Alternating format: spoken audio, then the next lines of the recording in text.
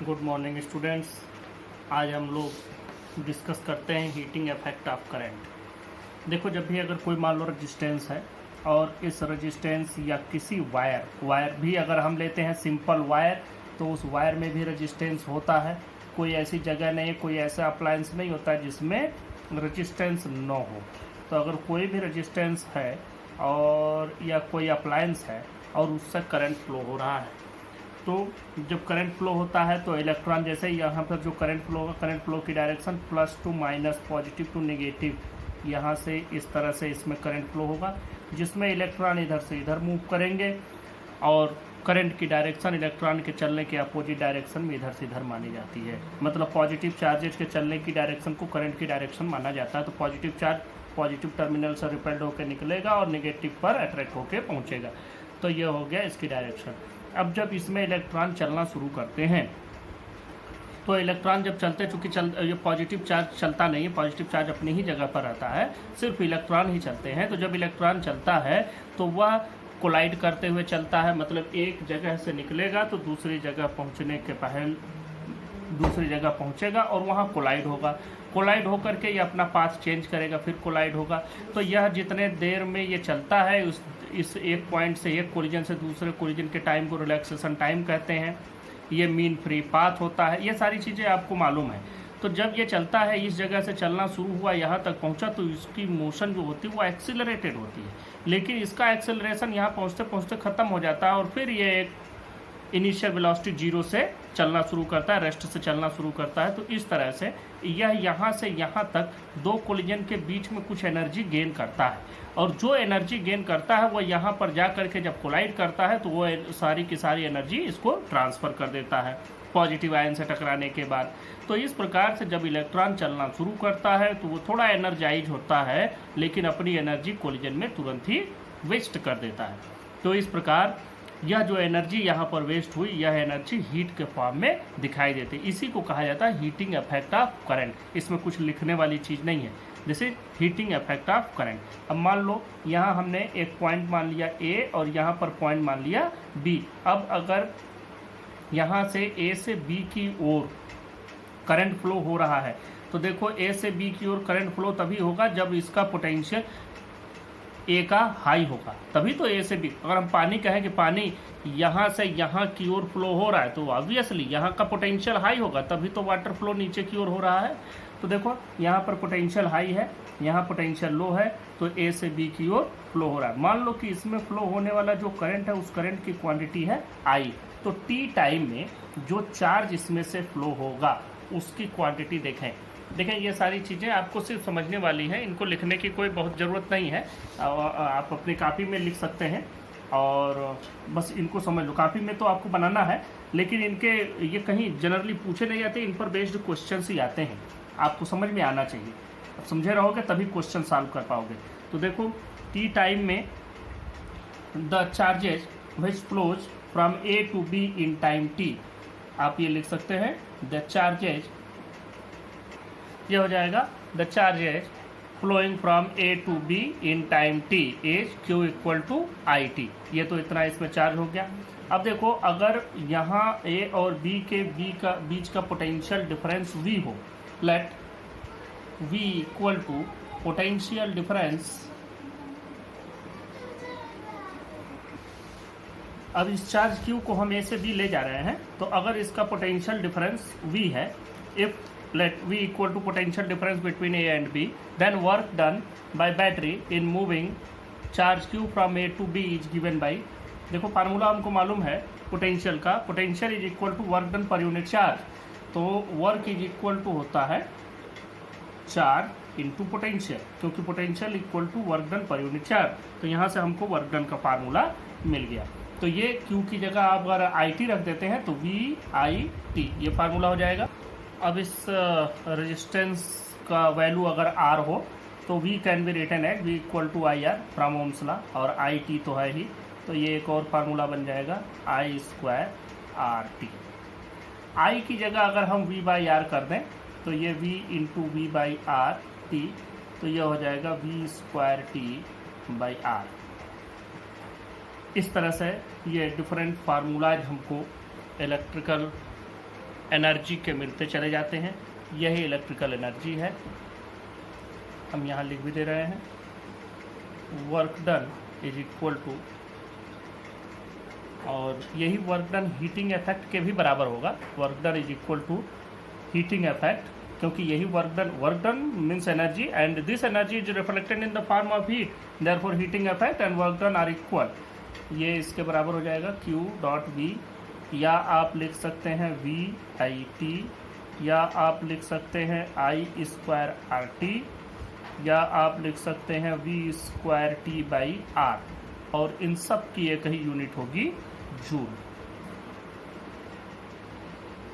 अब अगर ये हीट प्रोड्यूस हुआ और यही हीट आपको मान लो कैलोरी में चाहिए, तो आपको कुछ नहीं करना है, इसमें किसी को भी अगर आप ये जो वर्क डन का पूरा फार्मूला आया H इज इक्वल टू यही इतना जूल, या इसी को हम लिख सकते हैं W बाई 4.18, अब ये कैलोरी में कन्वर्ट हो गया, दोनों आप यूज कर सकते हैं। जो हीटिंग इफेक्ट आई यही वर्क डन है, वर्क डन इतना जूल, और अगर आप इसको कन्वर्ट करते हैं कैलोरी में तो डिवाइडेड बाई 4.18, इतना कैलोरी इसमें हीट प्रोड्यूस हुआ। इस फार्मूले को थोड़ा सा और एनालाइज करते हैं। यहाँ से हम देखते हैं कि जो हीटिंग इफेक्ट प्रोड्यूस हो रहा है it is directly proportional to the time. ये देखो टाइम यहाँ भी है, टाइम यहाँ भी है, टाइम यहाँ भी है, ये तो श्योर हो गया कि डायरेक्टली प्रोपोर्शनल है टाइम। दूसरा देखो यह चीज़ directly proportional to I square, अगर हम आर को मान लें गिवन फॉर गिवन रेजिस्टेंस, यह चीज़ directly proportional to I square, और यही चीज़ अगर वोल्टेज गिवन हो यह चीज़ inversely proportional to R for given voltage. Current अगर गिवन हो तो आर के डायरेक्टली प्रोपोर्शनल, यह चीज़ directly proportional to R for given current. तो ये हो गया जो गिवन होगा, रेजिस्टेंस गिवन है तो आई स्क्वायर के डायरेक्टली प्रोपोर्शनल, अगर वोल्टेज गिवन है तो रेजिस्टेंस के इन्वर्सली प्रोपोर्शनल, और करंट गिवन है तो रेजिस्टेंस के डायरेक्टली प्रोपोर्शनल। और ये सब कुछ यहीं से बन जाएगा, कुछ भी आपको रटने की ज़रूरत नहीं है। You can simply use Ohm's law and put the value accordingly and you will get all these forms, but you have to only keep it in your mind that the heat obtained in this formula is in joule, but if we want to convert into calorie then we have to divide the entire energy with 4.18, then you will get this value in calorie। यह इतनी बात होने के बाद electric power, यहाँ से electric energy भी हमको मिल गई, चाहे हीटिंग इफेक्ट को हो चाहे इलेक्ट्रिक एनर्जी को हो, दोनों बात एक ही है। अब हम बात करते हैं इलेक्ट्रिक पावर की। Electric power means rate of work done, means work done by time. Work done means क्या, आप किसी भी फार्मूले को ले लो, सब में टी है, सब में से टी हटाते चले जाओ, फार्मूला बन गया। या आप ऐसे भी कह सकते हैं QV, यह हमने पाया work done divided by time, Q by time equal to I into V, sorry चूँकि Q हमको मालूम है since Q equal to IT, तो Q by T equal to I into V, this is main formula V dot I, and you can also write I square R, you can also write V square by R. All these are the formulas for electric power, and this power is measured in the form of electric power is measured in the form of, ध्यान से देखो ऊपर joule है, यहाँ joule by time, joule per second, और joule per second को हम लोग एक नाम देते हैं watt. Joule per second means watt. This is the SI unit of power, and we also get kilowatt, 1 kilowatt, तो kilowatt रहेगा मीन्स 1000 वाट, और HP horse power 1 HP horse power 746 watt, and simply these are some conversion. इनको आप लोग जानते हैं पहले से भी। यहाँ से एक और भी चीज़ पाते हैं कि अगर हम वर्क डन निकालना चाहें तो work done is equal to P into T. अगर पावर मालूम है तो आप वर्क डन यहाँ से कैलकुलेट कर सकते हैं। Work done is equal to power into time. Electrical energy के लिए बात करते हैं। इलेक्ट्रिकल एनर्जी यही है, लेकिन अलग से भी थोड़ा सा इलेक्ट्रिकल एनर्जी को हम लोग स्टडी कर लें। चीज़ें कुछ नई नहीं है, जो आपने पढ़ी वही है। इलेक्ट्रिकल एनर्जी, इलेक्ट्रिकल एनर्जी का अगर हम डेफिनेशन बनाना चाहें तो वो क्या बनेगा। देखो, एक परमानेंट करंट, एक करंट को किसी सर्किट में बनाए रखने के लिए जितना वर्क डन करना पड़ता है सोर्स ऑफ EMF या किसी भी इलेक्ट्रिसिटी के सोर्स से, वही वर्क डन इसमें इलेक्ट्रिकल एनर्जी को रिप्रेजेंट करता है। तो हम उसको लिख लेते हैं। ये मैंने डेफिनेशन लिख दिया। Work done by source of EMF in maintaining an electric current in a circuit is called electric energy consumed in the circuit. और इसका फार्मूला अगर आप लिखना चाहते हैं इलेक्ट्रिकल एनर्जी, तो इलेक्ट्रिकल एनर्जी का फार्मूला वही वर्क डन। वर्क डन मतलब P इंटू टी, मतलब VIT, मतलब I स्क्वायर RT, मतलब V square T by R। All these are the different forms of electrical energy. ये सभी कुछ हमको जूल में मिलेगा, ये सभी कुछ हमको जूल में मिलेगा, जैसे पहले हमने बात की। अब इसी से हम लोग अपने घरों में कितनी एनर्जी खर्च होती है इलेक्ट्रिकल एनर्जी, उसको भी कैलकुलेट कर सकते हैं। उसके लिए मैंने एक एग्जांपल आपको बताना चाहा। मैं एक बल्ब ले लेता हूँ।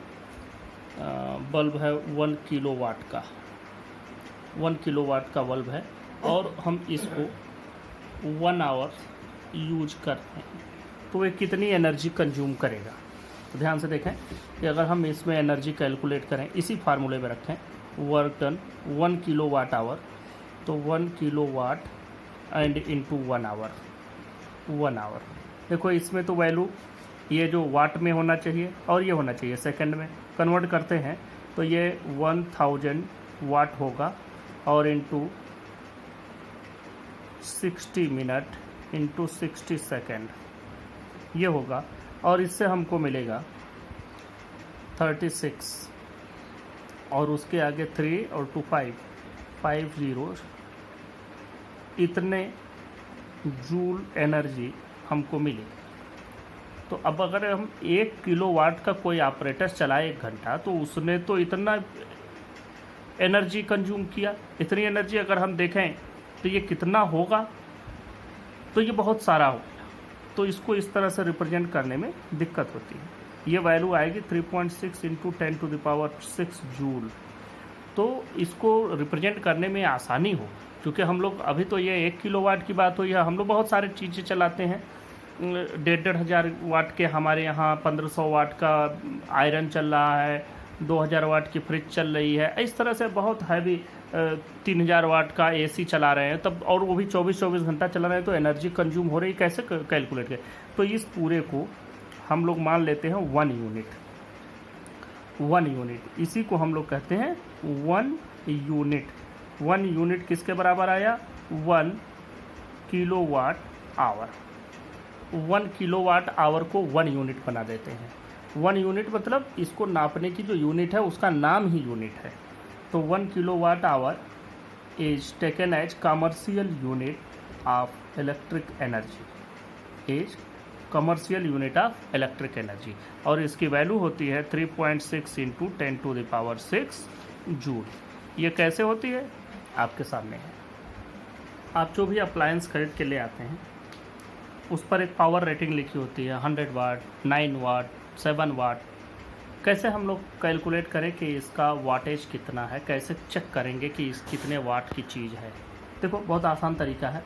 हम लोग पहले जो भी कुछ है, जो भी डिवाइस है, जो भी ऑपरेटस है, ये ऑपरेटस हो गया।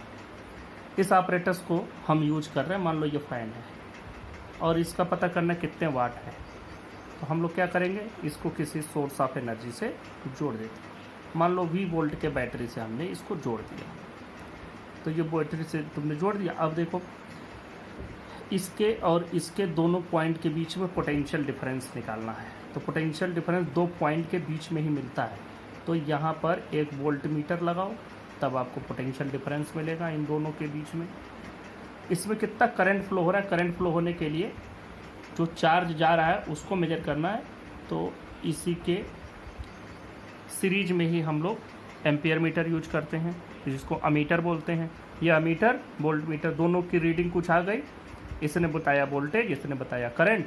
तो जो पावर आया, power is equal to voltage into current. This is simple. इस तरीके से हमको पता चलता है। और अगर 100 वाट लिखा गया है, मान लो एक बल्ब आपने खरीदा, उस पर लिखा है 100 वाट और 220 वोल्ट, इसका मतलब हो गया कि जब इस बल्ब को हम 220 वोल्ट से कनेक्ट करेंगे तो पर सेकेंड या 100 जूल एनर्जी कंज्यूम करेगा।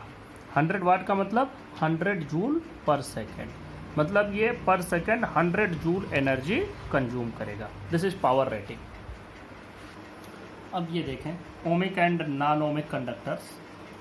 अगर कोई भी कंडक्टर हम लें जिसमें पोटेंशियल डिफरेंस लगाएं और उसमें करंट फ्लो हो और वो ओम्स लॉ को फॉलो करे, मतलब V directly proportional to I रहे, तब तक जब तक कि उसके फिजिकल कंडीशन में कोई चेंज ना करें, मतलब वोल्टेज और करंट का रेशियो हमको एक कांस्टेंट वैल्यू मिले जिसको रेजिस्टेंस कहते हैं, तो उस कंडक्टर को हम कहेंगे कि ये ओमिक है। और अगर ऐसा नहीं है तो हम लोग कहेंगे नॉन ओमिक है। अब ओमिक होने के लिए देखो, अगर हम वोल्टेज और करंट का हम रेशियो बनावें एक ग्राफ पर, ये मान लो इस पर करंट दे दिया, इस पर हमने वोल्टेज दे दिया। अब अगर ये ग्राफ ऐसे जा रहा है ओमिक है, ये ग्राफ ऐसे जा रहा है ओमिक है, ये ग्राफ ऐसे जा रहा है ओमिक है, ये सभी कैसे हैं ओमिक, क्योंकि इनमें कहीं ना कहीं वोल्टेज और करंट एक प्रोपोर्शन में है। जब भी स्ट्रेट लाइन मिलेगा ग्राफ वोल्टेज और करंट का, इस ग्राफ को हम लोग VI ग्राफ भी कहते हैं, तो जब भी इस तरह का ग्राफ हमको मिलेगा मतलब वह ओमिक सर्किट को रिप्रेजेंट करेगा। लेकिन अगर ग्राफ हमें ऐसा मिलने लगा, हम एक दूसरा ग्राफ बना देते हैं VI। मान लो ग्राफ ऐसे मिले, हम आगे पढ़ेंगे इस तरह के ग्राफ, तो यह ओमिक सर्किट नहीं है। ग्राफ ऐसे मिले या ओमिक नहीं है, तो इसका मतलब कि इनके बीच में एक स्ट्रेट लाइन ही मिलनी चाहिए वोल्टेज और करंट में, तभी हम कहेंगे ओमिक है। तो ओमिक और नॉन ओमिक कंडक्टर्स हो गए। इसके अगर लिखना है तो बस आप इतना लिख सकते हैं कि the conductors which obey Ohm's law are called ohmic. ये देख लें, the conductors which obey Ohm's law are called ohmic conductors. और इनके लिए ये भी है कि the VI graph for ohmic conductor is a straight line passing through the origin, और the conductors which do not obey Ohm's law are called non-ohmic conductors। अब बात करते हैं सुपर कंडक्टिविटी की। सुपर कंडक्टिविटी देखो, हमने एक फार्मूला पढ़ा था रेजिस्टेंस का, resistance R is equal to rho L by A। Rho का फार्मूला अगर आप लोगों को याद हो, M by N square tau into L by A. Tau is the relaxation time, E charge on electron, mass of electron, number of free charges per unit volume, ये N का मतलब हो। तो ये आपको ओम्स लॉ मिला, ये resistance का फार्मूला मिला। इस रेजिस्टेंस के फार्मूले में अगर हम रजिस्टिविटी की बात करें तो ये रजिस्टिविटी सिर्फ इतने की हम बात करते हैं। रजिस्टिविटी की वैल्यू टेम्परेचर पर डिपेंड करती है। हम टेम्परेचर जब बढ़ाते हैं तो क्या होता है, टेम्परेचर बढ़ाने पर कोलिजन जो होता है वो जल्दी जल्दी होने लगता है। जैसे ये रिलैक्सेशन टाइम तक इतना दूर जा रहा था, अब ये इस डिस्टेंस को और जल्दी पूरा कर ले रहा है, तो जो रिलैक्सेशन टाइम है यह टाइम तो घट गया। तो अगर यह टाइम घट जाएगा तो यहाँ से R की वैल्यू बढ़ जाएगी, या हम सिंपल रो का अगर जो फार्मूला लिखें कि M by N square tau. अब इसमें अगर टाउ की वैल्यू जो है वो घट जाए तो रो बढ़ जाएगा और यह ऑब्वियसली घट जाता है। टेम्परेचर आपने बढ़ा दिया, यह अभी अपने थर्मल स्पीड से एक जगह से दूसरी जगह जा रहा था, अब आपने इसका टेम्परेचर बढ़ा दिया तो यह और तेज़ी से जाने लगा। जब और तेज़ी से जाने लगा तो ये डिस्टेंस जो जितने टाइम में वो रिलैक्स था, रिलैक्सेशन टाइम जो था वह कम हो गया, क्योंकि अब ये यहाँ से यहाँ जल्दी पहुँच रहा है, जल्दी जल्दी कोलाइड करने लगा। तो इस तरह से रिलैक्सेशन टाइम घट जाने पर रजिस्टिविटी बढ़ जाती है। ये बात है कंडक्टर की। अब अगर हम इसी को थोड़ा सा ध्यान दें कि मान लो कि टेम्परेचर बढ़ाने पर रजिस्टिविटी बढ़ रही है, तो हम अगर टेम्परेचर कम करें तो क्या होगा। टेम्परेचर कम करेंगे तो ध्यान दें ये यहाँ से यहाँ पहुँचने में जो भी समय ले रहा था और ज़्यादा समय लेगा। अब जल्दी से नहीं पहुँचेगा, और ज़्यादा समय लेगा। तो उसका मतलब कि ये चीज़ बढ़ने लगेगी। अभी तो ये घट जा रहा था, टेम्परेचर बढ़ाने पर तो ये जल्दी से पहुँच जा रहा है, रिलैक्स कम देर रहता है, कोलाइड जल्दी हो रहा है, तो ये चीज़ घट रही थी जिससे रजिस्टिविटी बढ़ रही थी। अब देखो हम टेम्परेचर कम करेंगे तो यह जिस स्पीड से चल रहा था, दो थर्मल वेलोसिटी इसके पास थी, वो थर्मल वेलोसिटी कम हो जाएगी। कम हो जाएगी तो क्या होगा, यहाँ से यहाँ पहुँचने में इसको ज़्यादा देर लगेगा, रिलैक्सेशन टाइम बढ़ जाएगा, ये चीज़ बढ़ जाएगी, रिलैक्सेशन टाइम बढ़ जाएगा अगर हम टेम्परेचर कम करते हैं। ये ध्यान दीजिएगा, हम टेम्परेचर अब कम कर रहे हैं, उल्टी बात कर रहे हैं, टेम्परेचर घटा रहे हैं तो ये बढ़ जा रहा है। और अगर रिलैक्सेशन टाइम बढ़ गया तो ऑब्वियसली रजिस्टिविटी घट जाएगी। मैं एक बार पूरी बात फिर से समझाऊंगा। दो कोलिजन के बीच का जो समय होता है, interval time, interval between the two successive collision is called relaxation time. अगर टेम्परेचर बढ़ाए तो कोलिजन जल्दी होगा, रिलैक्सेशन टाइम घट जाएगा जिससे रजिस्टिविटी बढ़ जाएगी। अगर टेम्परेचर घटाए, टेम्परेचर घटा दिया तो इसको यहाँ से यहाँ पहुँचने में समय और ज़्यादा लगेगा, ये ज़्यादा देर रिलैक्स रहेगा, जल्दी जल्दी कोलिजन नहीं होगा, तो ये बढ़ जाएगा और तब ये घट जाएगा, रजिस्टिविटी घट जाएगी। तो इसका मतलब टेम्परेचर घटाने पर डायरेक्टली हम ये कह सकते हैं कि जब टेम्परेचर घटाएंगे तो रजिस्टिविटी घटेगी, टेम्परेचर बढ़ाएंगे तो रजिस्टिविटी बढ़ेगी। चलो अब हम इसी कॉन्सेप्ट को पकड़ करके इसको ठंडा करना शुरू करते हैं। तो जब ठंडा करते गए तो पाया गया कि मरकरी 4 केल्विन पर ऐसी कंडीशन में पहुंच गया कि उसकी रजिस्टिविटी बिल्कुल जीरो हो गई।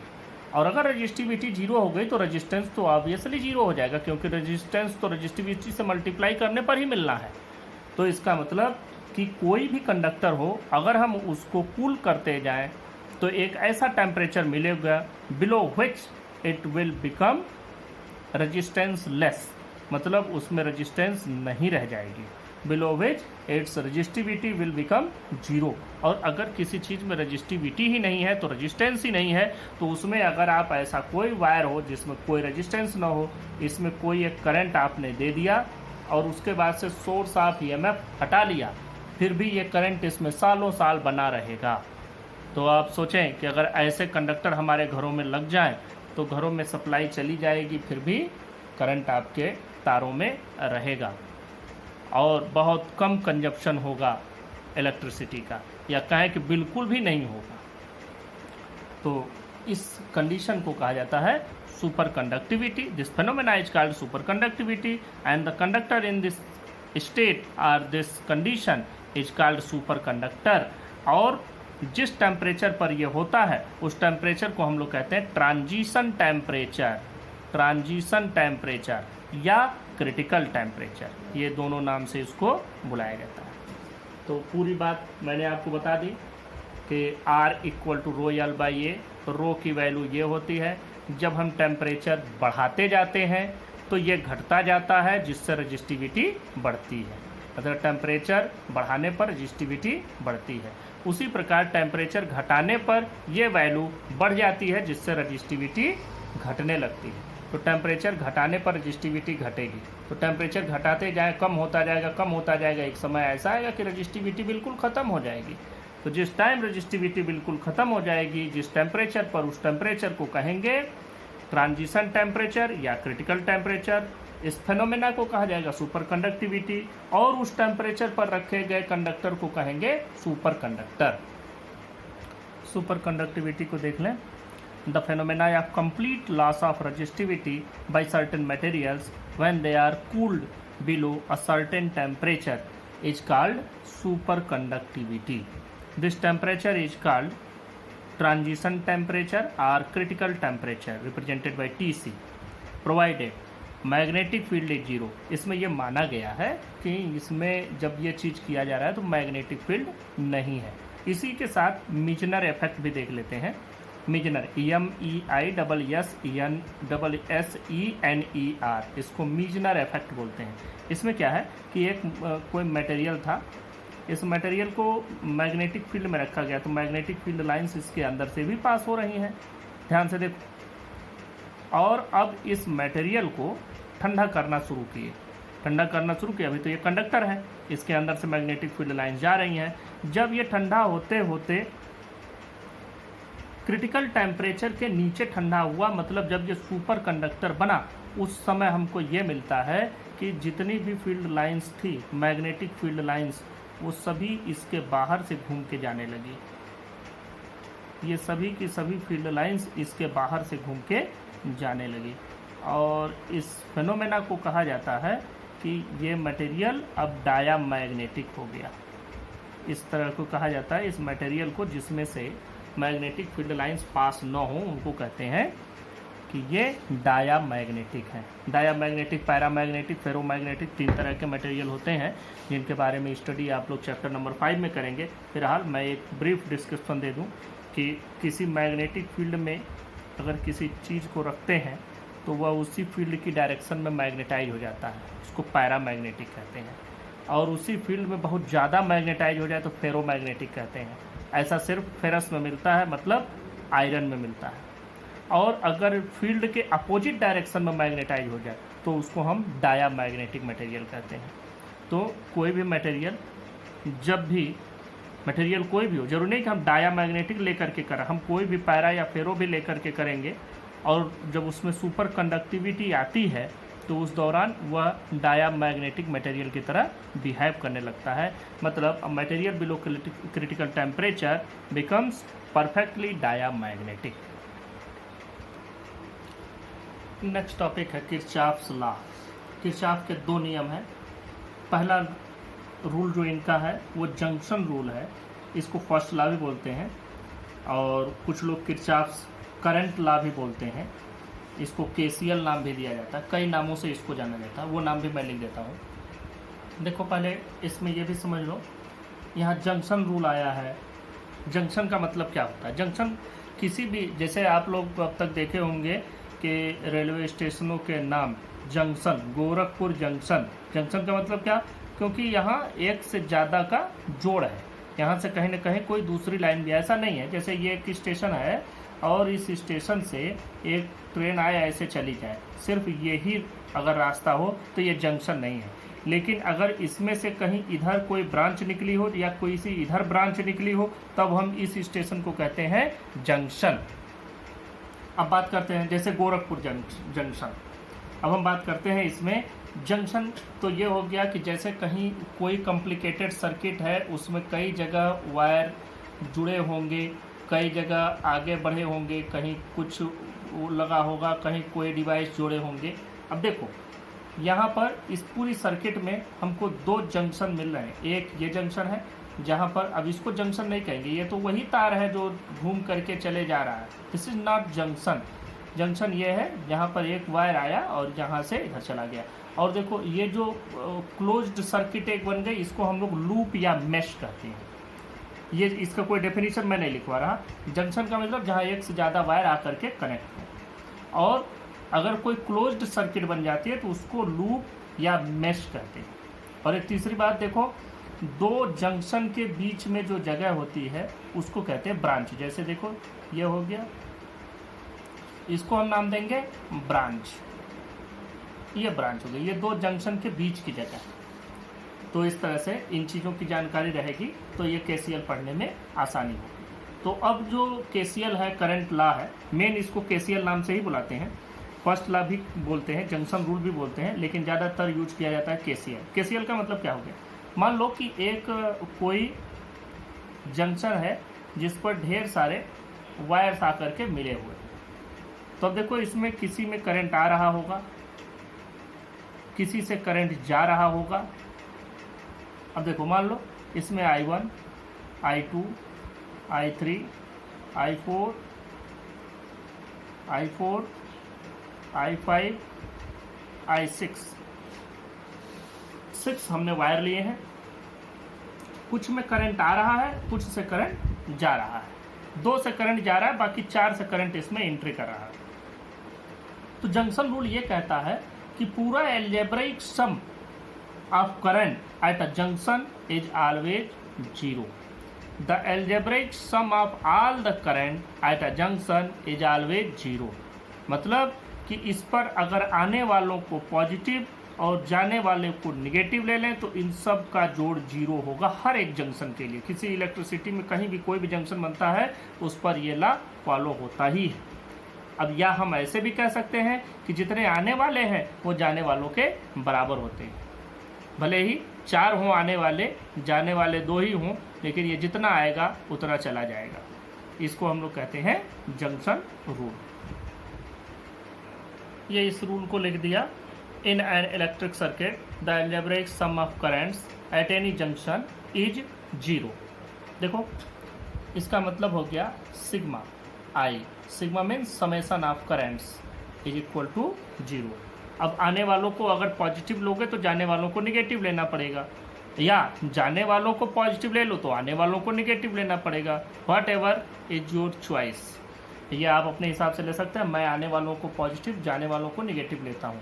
इसका मतलब I1 plus I2 minus I3 minus I4 equal to 0, या लिख सकते हैं I1 plus I2 equal to I3 plus I4, या ये लिख सकते हैं कि incoming current equal to outgoing current, incoming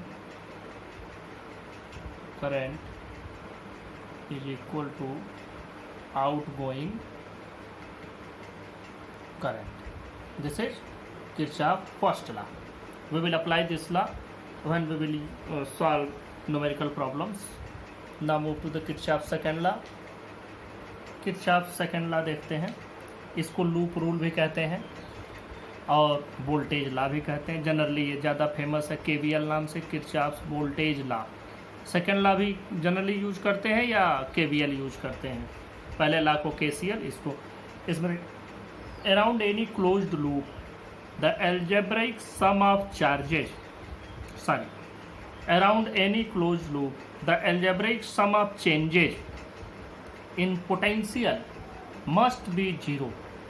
अगर ये सिर्फ second law is only applicable for closed loop, अगर लूप क्लोज्ड नहीं है तो we can't apply Kirchhoff second law. Kirchhoff second law में अगर ये लूप बना हुआ है, क्लोज्ड लूप बना हुआ है, तो उसमें जितने भी हम देख लेते हैं।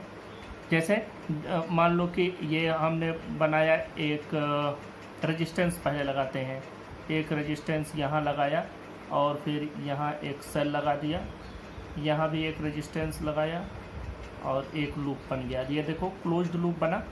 क्लोज्ड लूप में ये रेजिस्टेंस, ये सेल हो गया, प्लस माइनस, करंट इधर से चलना शुरू होगा ऐसे, तो ये हो गया। अब इसमें बनाए, तो अब जब हम इसकी बात करेंगे ध्यान से समझिएगा।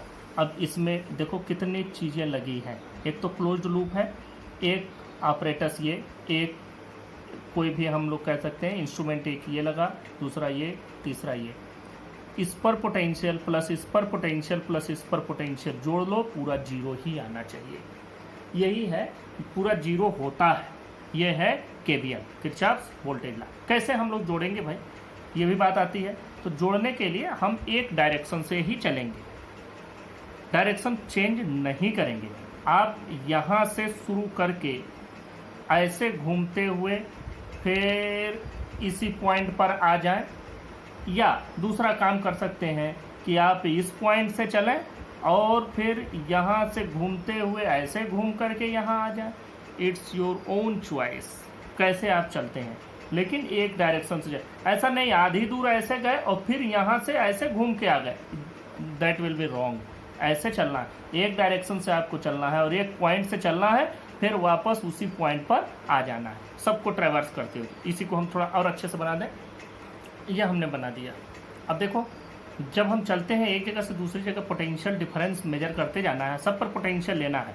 तो जैसे यहाँ पर पोटेंशियल लेंगे तो यहाँ माइनस यहाँ का लेंगे कि यहाँ माइनस यहाँ का ले रहे हैं, वो दोनों चीज़ों पर हमको डिपेंड करता है कैसे चल रहे हैं।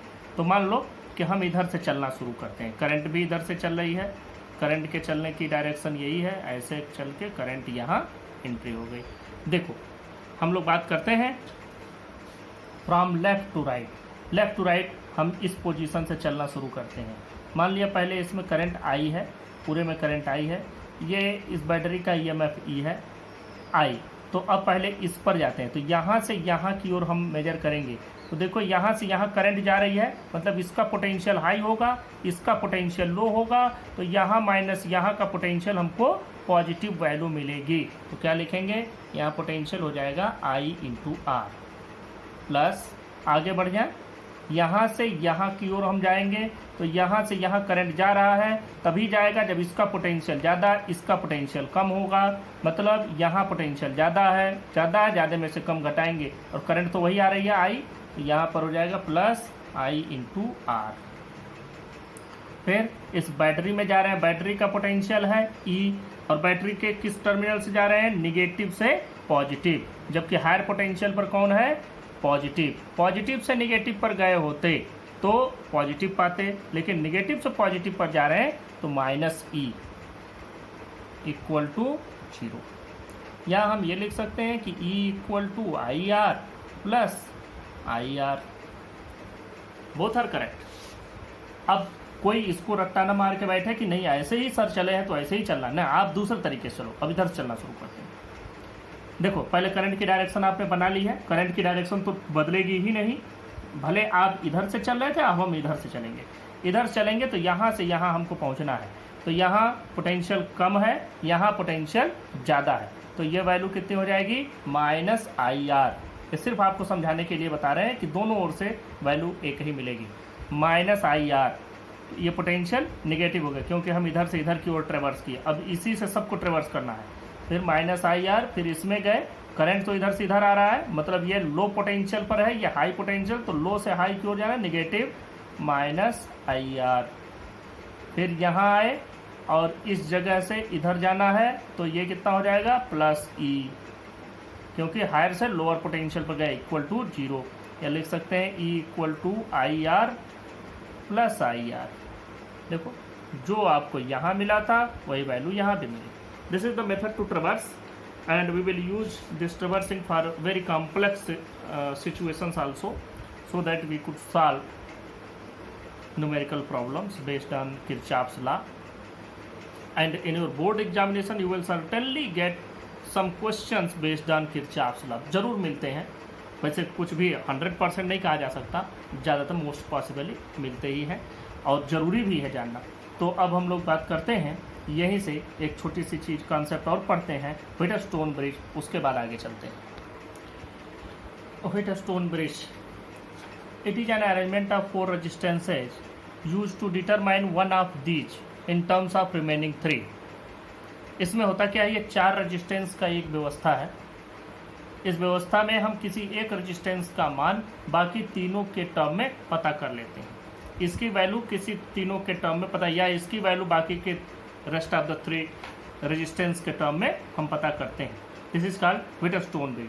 व्हिटस्टोन ब्रिज में एक बात होती है, कहाँ से आया, कैसे बना, इस पर थोड़ा सा डिस्कस कर लेते हैं। देखो ये कैसे लोगों के माइंड में आया। गैल्वेनोमीटर एक डिवाइस होती है, पहले गैल्वेनोमीटर यहाँ लगा हुआ है तो जरा उसकी बात बता दें। गैल्वेनोमीटर एक डिवाइस होती है, जैसे सभी मीटर आप देखते होंगे तो ऐसे यहाँ से होता है, चलता है नापने वाला और यहाँ तक जाता है, लेकिन गैल्वेनोमीटर अलग होता है। उसमें ये जो निडल होती है वो बिल्कुल बीच में लगी होती है ऐसे।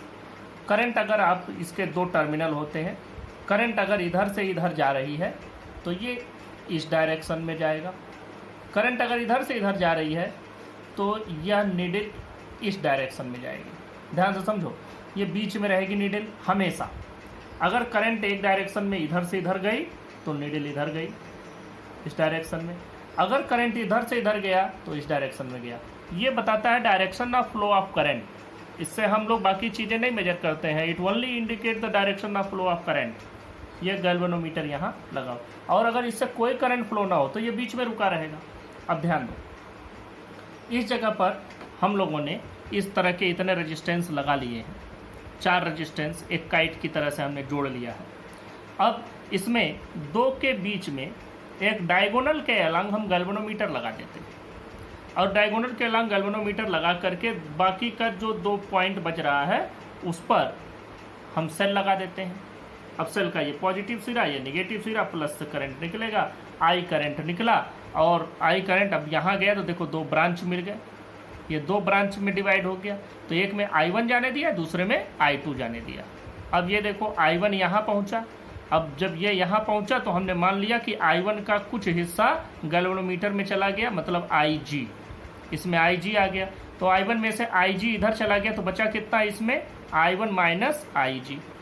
अब यहाँ आ जाओ, इसमें I2 करंट आया था और इस वाले से करंट आ रहा है IG, तो यहाँ पर ये दोनों आ करके जुड़ेंगे और तब इसमें जाएंगे।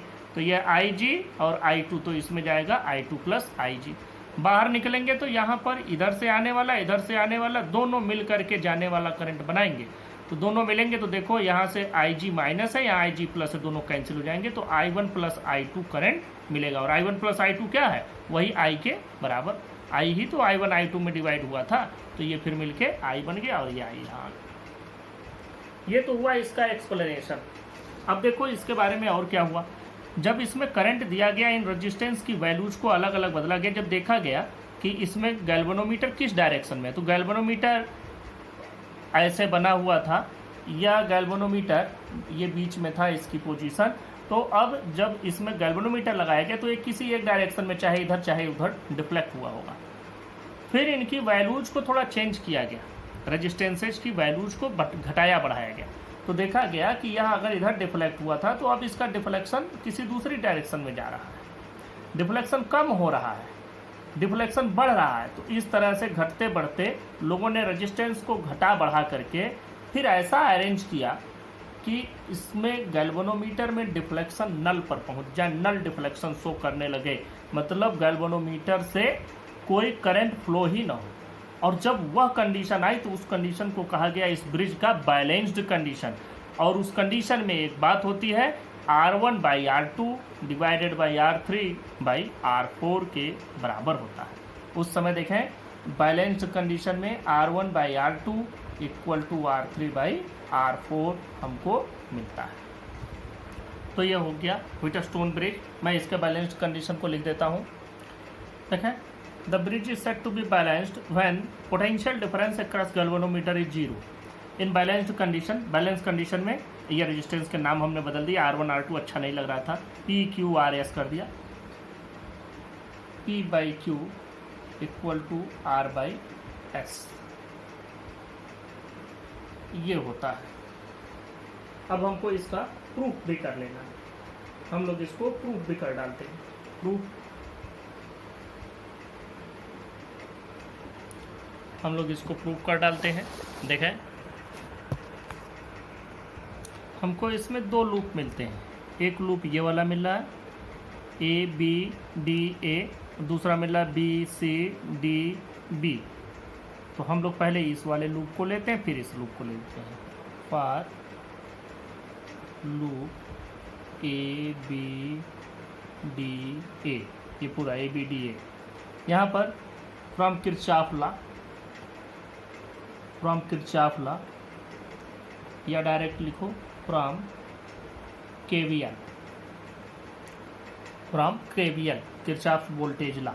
जरा इधर से चलना शुरू करें तो ये हो जाएगा P में करंट गया I1, तो इसमें पोटेंशियल डिफरेंस कितना बना, P इंटू I1। फिर आ जाए इधर की ओर, करंट की डायरेक्शन में ही चल रहे हैं, तो इसका अगर रेजिस्टेंस हो G और इसमें करंट IG, तो प्लस G इंटू आई जी। फिर यहाँ से फिर हमको ए पर ही पहुँचना है, I2। देखें इसमें करंट उल्टी दिशा से आ रहा है, मतलब यहाँ पोटेंशियल ज़्यादा होगा, यहाँ कम होगा, जबकि हम कम से ज़्यादा की ओर जाएंगे तो निगेटिव हो जाएगा। तो minus R I two equal to 0। इसमें बाकी इसके अलावा तो कुछ है नहीं। अब देखो इन balanced condition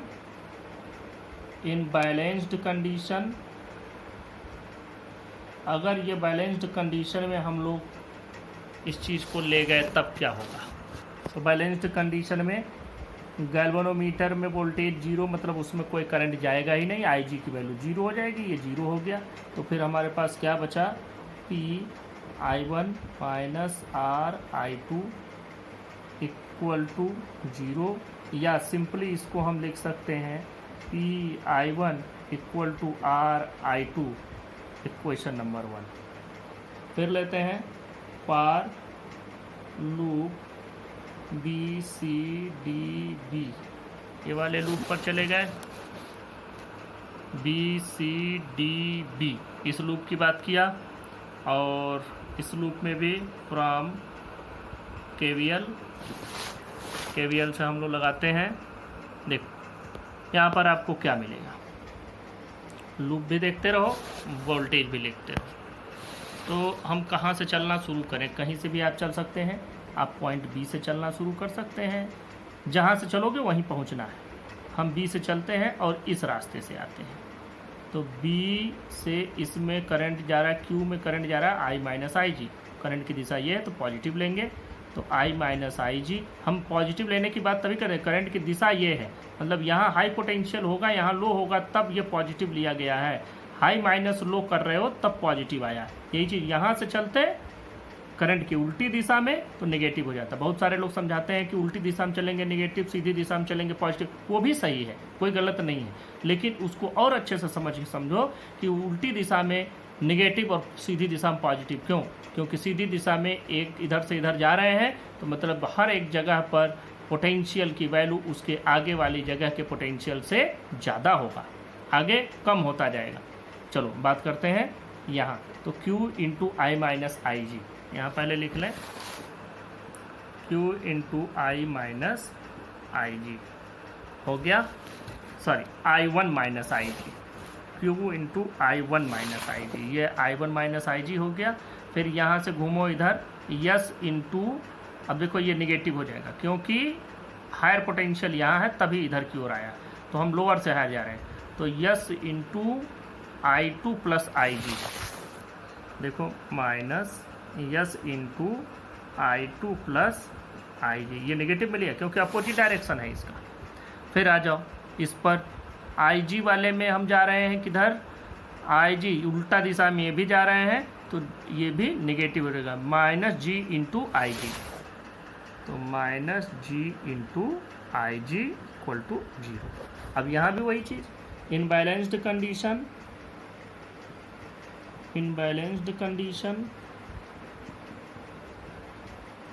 I G equal to 0।